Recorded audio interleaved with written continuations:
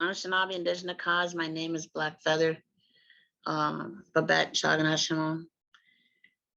Kawaba Bigana Kagan Dunjaba Minawa Onega Ming Sing. I'm an enrolled member of the White Earth Nation. I live in Duluth, and my Ingan Nindo Dame. My clan is the Wolf Clan. And I just want to start out that part of my healing is visualization. So a lot of my trauma is I have a place to honor it because it is a part of me. And it's in a closet on a top shelf in beautiful hat boxes. And I put those ugly stories in there because I can never get rid of them. They're mine. But I can honor them and not have to carry them around all the time because they're too heavy. And I do want to have a good life. So I have a place to put them. This story that I'm going to read to you now is one that was tucked away so deeply that it took the spirits to tell me to write about it. They sent me a dream and they said my daughter and I would write this story about the time we were homeless. And this is where some significant trauma happened to me there. And I never wanted to tell the story, but they said that you're going to write this with your daughter and you're going to write this as a lullaby. So I'm just going to read some of it, of how we became homeless and then the trauma that happened to me.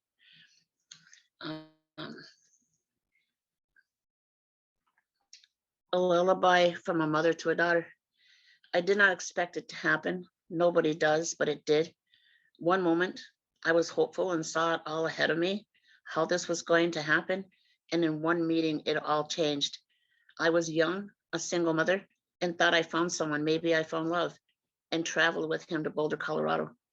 It was a great trip from Watersmeet, Michigan, on a reggae bus to Boulder, listening to reggae music the whole way, and hanging out with Rastafarians and others on the bus was a beautiful journey. Arriving in Boulder was a shock. The person I thought we were going to be with was homeless. The spiritual man I thought I met suddenly turned into a very different person when we got off that bus. I immediately went to the county welfare office as I was raised on welfare and I knew they could help me get set up here until I found a job to take care of us. It was our turn next to talk to the lady at her desk. I told her I was new in the area and I just needed help to get a place for us to live as I planned to get a job. She looked at me coldly and said, "This is the richest county in Colorado, and what are you doing here?"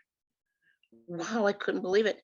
Then she said, you will need your own room, mailbox, and cupboard for your food, and we will check. Until then, we can't help you. That day, I walked out of the welfare office holding my little girl's hand.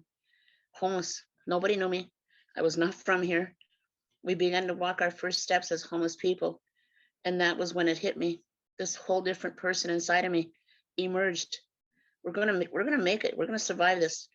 I was not scared, sad, or worried, or any of those feelings one would think you would have at this moment. A part of me knew I had no time for that.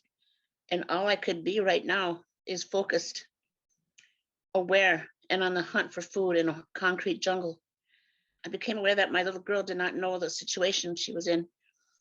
She had my hand and trusted me. That was the first time I looked into her eyes with my newfound strength, knowing I would need to keep her comforted through this. I spoke my first lullaby to her. Home is right here, as I held my hand to my heart in the area where she had breastfed for over 2 years. This is home. She looked at me with her dark eyes, and the same strength that I had found in myself, I could see in her face too. I'm going to skip through a lot of this story and go into, I started knowing that I needed to go back to Minnesota. Before I left, I had one more experience with my abusive boyfriend, who I felt was an ex-boyfriend, but he did not think the same as me. My daughter was playing with kids in a home where they loved my daughter. I was close by in a cabin hanging out with my boyfriend and a male friend. Food was always scarce. So when we found a large can of tuna, we were excited. We found an opener and 3 forks and began eating. My boyfriend refused to eat, so it was our friend and me eating. He watched us for a while, and then he jumped up and started strangling me. He was very strong, a former bullfighter. I could not fight him. He strangled me and I felt myself going down. I could not breathe, knowing he was killing me and knowing he was going to bury me out in that desert behind the cabin as we had traveled to New Mexico for a few days. I seem to be aware that he has killed 2 women before. I seem to know things like the people who love my daughter would gladly keep her. Her mom just disappeared. I was horrified at how easy a person can kill you. I was going to die. Then, in this very remote area, a car came down the dirt road out of nowhere. A car. He stopped strangling me and ran to the window to see who was driving by. Was that a coincidence or did the Creator send that car? He never returned to finish strangling me. I grabbed my daughter out of that house and made it back to Boulder. It took me years to talk about this or mention his name because I thought I would call him to me.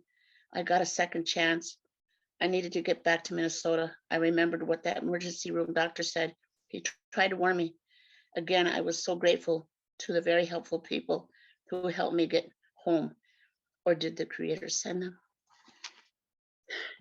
And I just want to say one of the things that from them sending me that dream to write this story, it's not enough to just survive something. And I thought it was like, I'm free with my life. I'm free, intact with my daughter. Let's get out of here. Let's get back to Minnesota. It's not enough to just survive something. We have to heal too. And that's what I learned from them sending me that dream. Like, oh no, you're not going to tuck that hot box way back there in the corner like that. You need to bring that one out too. Looking at sometimes trauma to me is kind of like a wind sometimes, like a strong wind. It just comes and blows at me and reminds me of those many stories, those hat boxes I have on that top shelf. And I might even have to open that one for a little bit. Like, why is the wind bringing your memory to me? And so that I can kind of sift through that hat box and see what it is that I need to look at, what it is I have to heal about myself right now, or what part of that can I use to learn and help other people.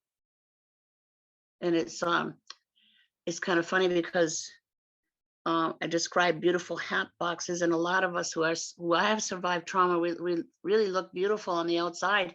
Nobody can tell what we've been through because we look like beautiful hat boxes, but nobody really knows what's inside, you know. So one time when I was younger, I had to stop running from my pain, stop running from my trauma. I had to turn around and just face all of it. All this ugliness came running at me. And I grabbed it and I said, come here. Come here. You're mine. You're mine. I don't care how ugly you are, but you are mine. And I cannot run from you any longer. That's like trying to run from my own arm. So I grabbed onto it and claimed it as mine. And it's a big part of who I am today. But it was just one hat box here that I would not talk about. And I still have a hard time with that one, you know, but writing this story has helped my daughter and I with healing.